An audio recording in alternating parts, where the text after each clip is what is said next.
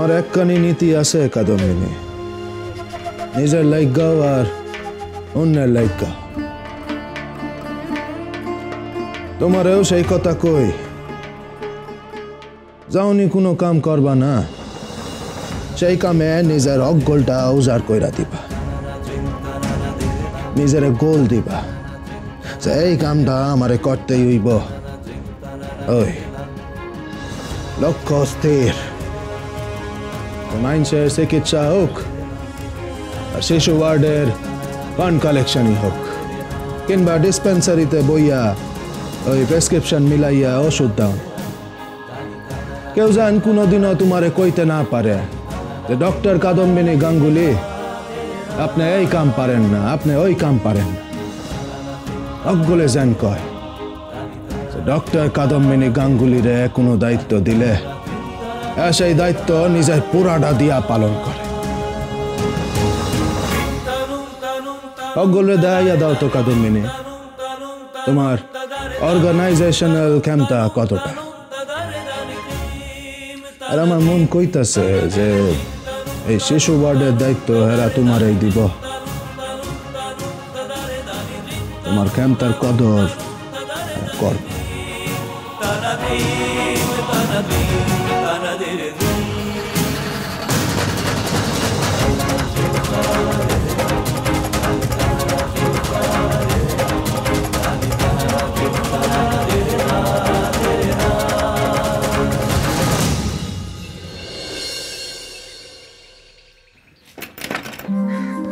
কেউ আছেন? নমস্কার, আমি ডাফরিন হাসপাতাল থেকে এসেছি। আমাদের হাসপাতালে একটি নতুন শিশু বিভাগ খোলার চেষ্টা চলছে, তাই জন্য অর্থ সংগ্রহে নেমেছি। অর্থ সংগ্রহ মানে চাঁদা? হ্যাঁ, আপনি যদি কিছু দান করেন।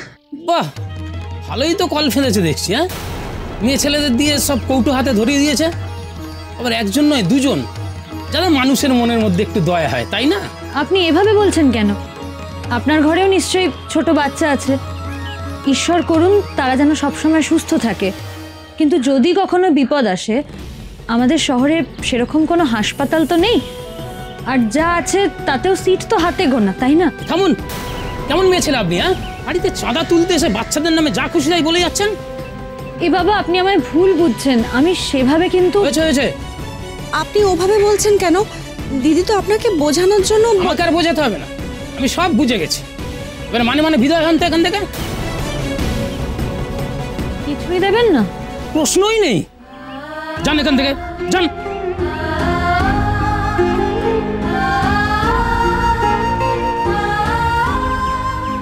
চলো।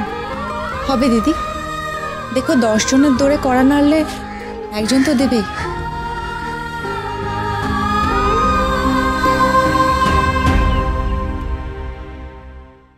দেখো দারোগা, পড়ে দেখো। এটা কিসের চিঠি মনমোহন? ওইটা দেখেন, ওই যা যাইবেন।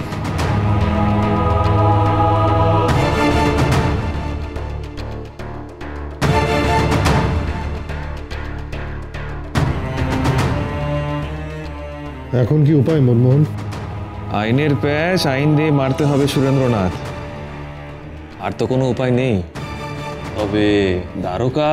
মনমোহন, এই অগল আইনের মার প্যাচের কথা তোমরা বুঝো, এসব আমি ঠিক বুঝি না। আমি একখানি কথা জানি, অন্যায় দেখলে তার সাথে সাথে থামাও, বাধা দাও যাতে অন্যায় না বাড়ে। আর একখান কথা জানি আমি, আইন বাঁচাইয়া অগল কিছু হয় না। যাকে তোমার কি মনে হয় মনমোহন, কাম হইব? আলবাত হবে। ঠিক আছে, তোমার কথাই মানতাছি।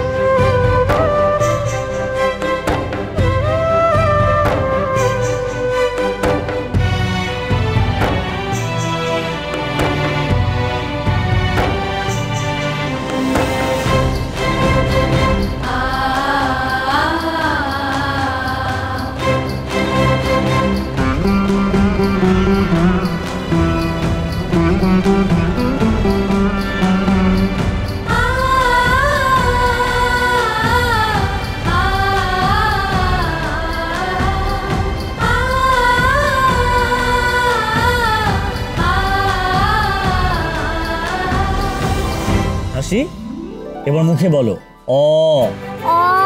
হ্যাঁ বেলি, এবার তুমি মুখে বলো অ। এই হাসি হাসি একজনকে সামলাতে না সামলাতেই আরেকজন পালিয়ে যায়। আজ কিন্তু দীর্ঘই পর্যন্ত লিখতেই হবে। আমার ভালো লাগছে না। ভালো লাগছে না বললে হবে? দেখো বেলি কি সুন্দর লিখেছে। একই বেলি আবার কোথায় চলে গেল? যা পালিয়েছে। পালিয়েছে। তুমি ওকে নিয়ে বসো, আমি বেলিকে খুঁজে আনছি। হ্যাঁ যাও তো, চুপটি করে এখানে বসো। এবার ঝটপট লিখে ফেলি। হ্যাঁ এবার লিখতে হবে, বসো। দেখি, ঠাকমার ঘরে গিয়ে লুকিয়েছিলেন। এবার আমি এখানে থাকবো। এবার দেখি তো কে পালায় এখান থেকে। নাও ধরো।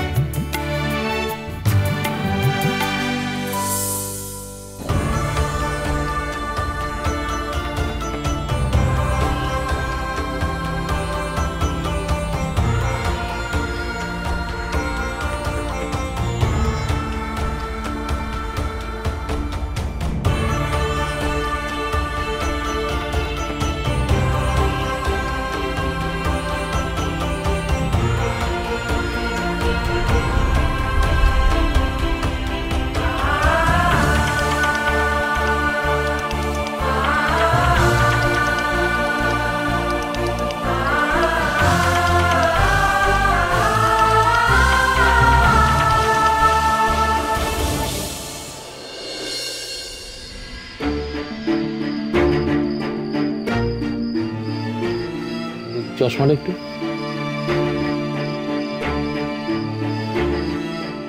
বাহ বাহ বাহ, চমৎকার আছেন তো। তাই না? হ্যাঁ, এই কথাটা আপনি একটু আপনার ছাত্রীরা কইয়া। ও কিন্তু আপনার ছাত্রী। কি কথা? ওই কথাটা শুনতেই তো আমাদের সব থেকে বেশি ভালো লাগে। ডক্টর কাদম্বিনী গাঙ্গুলি দ্বারকা গাঙ্গুলির ছাত্রী আগে, পরে স্ত্রী।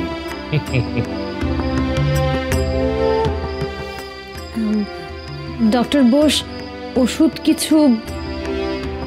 না, আপাতত এই একটা ওষুধই চলবে। ভয়ের কিছু নেই তো? কি হলো স্যার, হাসছেন যে? এই মুহূর্তে তুমি পুরো স্ত্রীর মতোই কথা বলে, ডাক্তারের মতো নয় তাই। না, আমি তো তেমন ভয়ের কিছু দেখলাম। আপনি ছাত্রীরে একটু কইয়া দেন আমারে যেন ছাড়ে। এত পারলে আমার এই বাসাতে বন্দি কইরা রাখে। বেশ বেশ, আচ্ছা তাহলে আমি আজকের মতো চলি। চলেন আপনার আউগাইয়াতে। না না, কোনো প্রয়োজন নাই, আপনি এখানেই তাহে। ডক্টর বোস চলুন। দেখছেন? ঠিক আছে, আসি।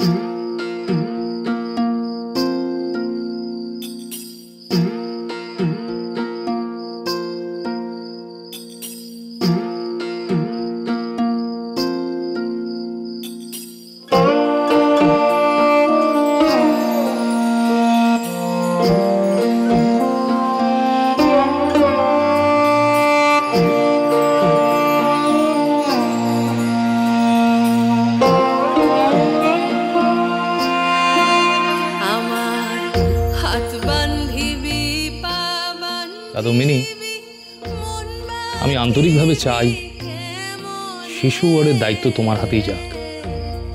আমার চোখ বান্ধিবি, মুখ বান্ধিবি, পরাণ বান্ধিবি কেমনে। আমার চোখ